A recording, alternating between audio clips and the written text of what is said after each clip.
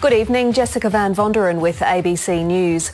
The United States has thrown down the gauntlet to China in the South Pacific. Today, Vice President Mike Pence announced that America will join with Australia and Papua New Guinea to redevelop a strategically vital naval base on Manus Island.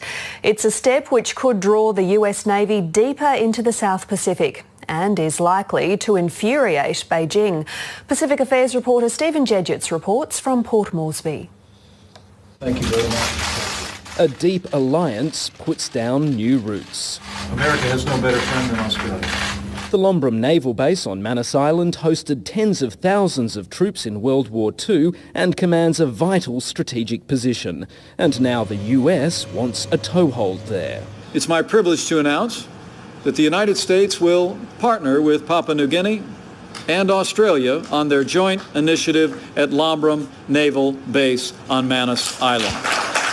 Australia and Papua New Guinea announced a joint upgrade of the dilapidated base last month, but now the world's military superpower is joining in, dramatically lifting the stakes. The Australian government is stepping up in the Pacific, and we're stepping up with important partners. It really pushes America far further south into the Pacific than we've seen them come in decades. We have a small complement of rotational Marines in Darwin, but pairing that with this naval base in Manus Island really pulls them into our region. The target is clear. The US and Australia are anxious about China's rapid military rise in Asia. And this announcement is about strategic denial as much as renewed cooperation. China would see this as an affront to their strategic ambitions in the Pacific region. They are clearly looking to set up some form of military presence somewhere in the Pacific, and this just cuts them off from doing that in Manus Island. While the strategic competition between the US and China is intensifying, there's also an ideological battle at play.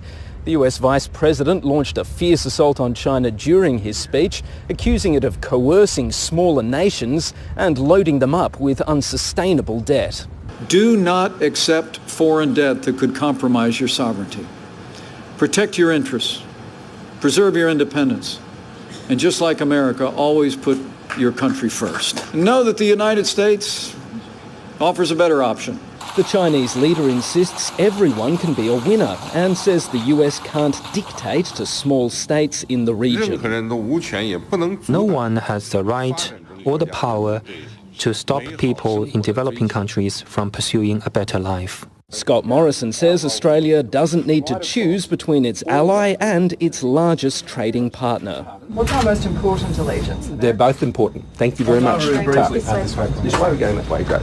But today, our decision is clear. Stephen Jedgetts, ABC News, Port Moresby.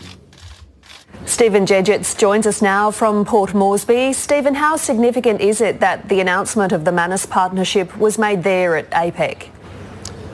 Well, Jess, it was a very deliberate decision by Mike Pence to make this announcement just a day before regional leaders gather for the APEC meeting.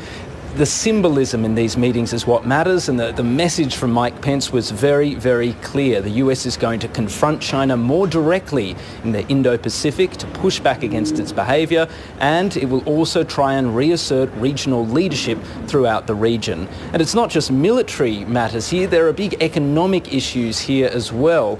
Today, Australia, Japan and the US announced they'd pour lots of money, potentially more than $1 billion, into an infrastructure fund for the region. And that is a direct attempt to push back against Beijing's Belt and Road initiative. And how will all this frame the last day of the forum?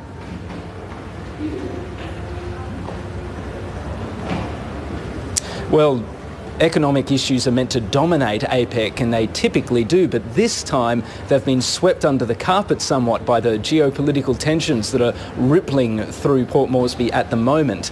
Now, China hasn't responded yet to Australia and the announcement from Australia and the US, but they're likely to be hostile.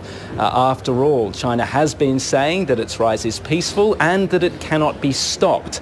We've made a deliberate attempt to not only deny them a strategic toehold north of Australia, we're also saying to Beijing very clearly that we don't believe their protestations. And that is likely to stoke tension here in Port Moresby when leaders gather. Stephen Jedgetts, thank you.